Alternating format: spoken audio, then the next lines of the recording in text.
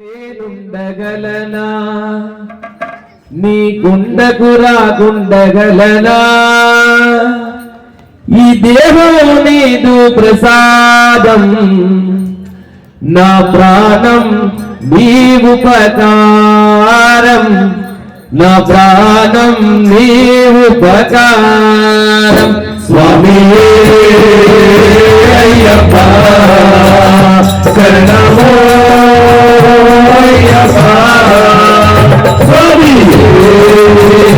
అయ్యప్ప శరణమో అయ్యప్ప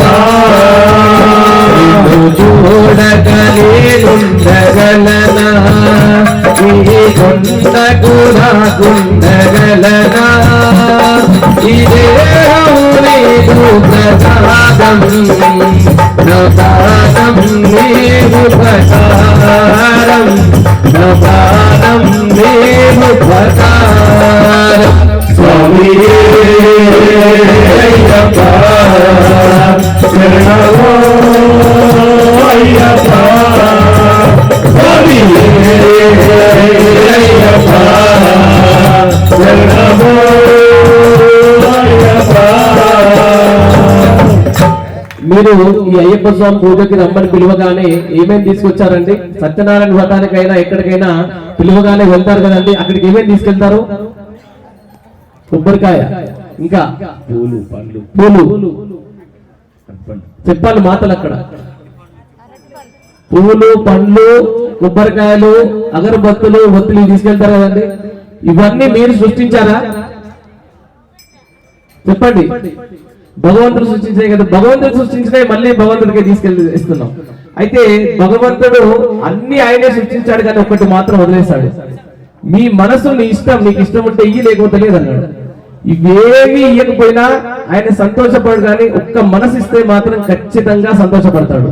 మీరందరూ కూడా మీ మనస్సుని స్వామి వారికి అర్పించి భక్తితో స్వామి వారిని వేడుకోవాలి. స్వామియే శరణం చెప్పానండి. శరణం అంటే అజ్ఞానం పోయి జ్ఞానం వచ్చి వెలుగు వచ్చేది శరణం అనే పదం. అలాంటి పదాన్ని చక్కగా పాడుకోవాలి అందరు కూడా, మనస్సును అర్పించండి అందరు కూడా.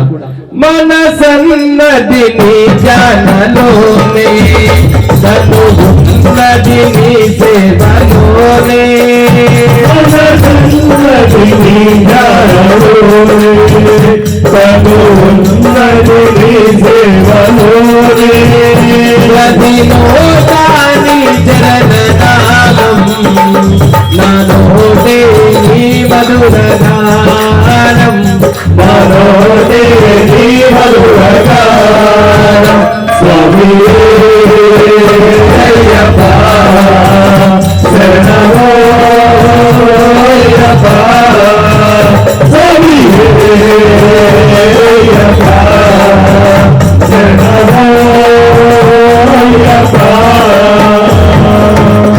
ఇవాళ మనందరం ఇక్కడ ఉన్నామంటే ఇద్దరికి మనం రుణపడి ఉన్నామండి. వాళ్ళిద్దరు కూడా చక్కగా దండం పెట్టుకోవాలండి. 700-800 కోట్ల జనాభాలలో 100 కోట్ల హిందువులలో మనం పుట్టినందుకు ఫస్ట్ ఆఫ్ ఆల్ మనం గర్వించాలి. అందులో మనం ఇక్కడ అయ్యప్ప స్వామి పూజలో కూర్చోవడం అనేది మన అంత అదృష్టం అండి. దీనికి మనకు జన్మనిచ్చిన తల్లిదండ్రులకు ఒక్కసారి 2 చేతులు జోడించి కళ్ళు మూసుకొని వాళ్ళని చక్కగా తలుచుకోండి. ఇద్దరిని కూడా, తల్లిదండ్రులు ఇద్దరిని కూడా. వారు జన్మనిచ్చారు కాబట్టి మనందరం ఇక్కడ కూర్చున్నాము. ఇంకోటి, బ్రహ్మ రాసిన తలరాత, మన కర్మ బాగుంది కాబట్టి పూర్వజన్మ సుకృతం బాగుంది కాబట్టి ఆయన మనకి మంచి రాత రాశాడు. అందుకే మనందరం కూడా ఇక్కడ కూర్చున్నాం. వాళ్ళిద్దరికి కూడా చక్కగా దండం పెట్టుకోవాలి. ఆ బ్రహ్మకు పేరు నడనా రాశాడు నిన్ను చూడగా, బ్రహ్మకు పేరు నడనా రాశాడు నిన్ను చూడగా, దైవాలు తల్లిదండ్రులే జన్మనిచ్చారు ఏనాటి ఫలము, జన్మనిచ్చారు ఏనాటి ఫలము స్వామి అయ్యప్ప శరణమో అయ్యప్ప స్వామి అయ్యప్ప శరణమో అయ్యప్ప.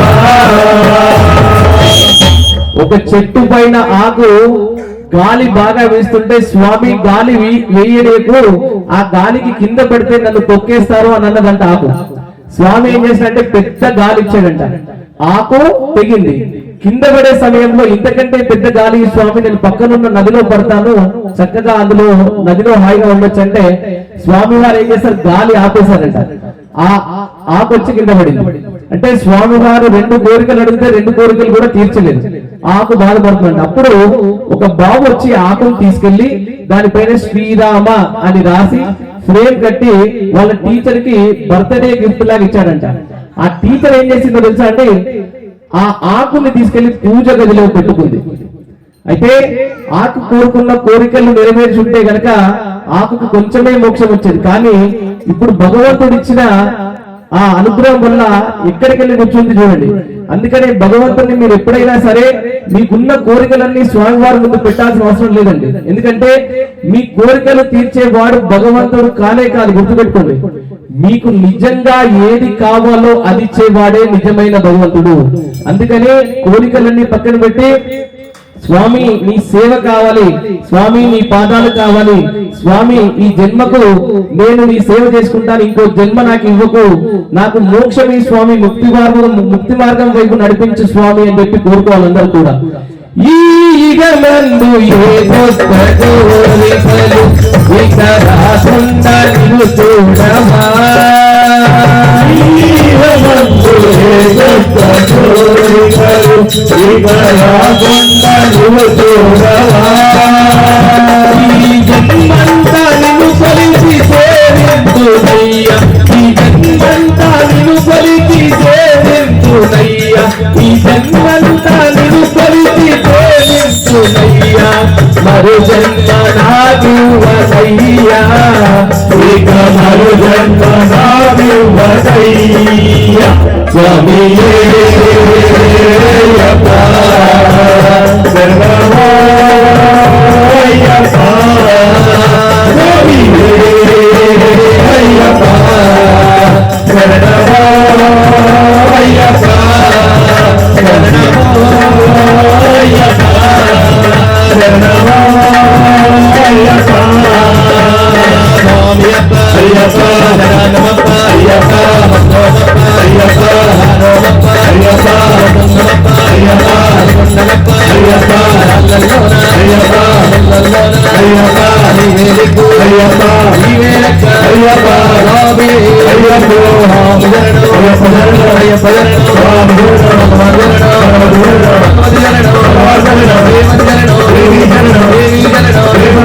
శరణం శరణం అయ్యప్ప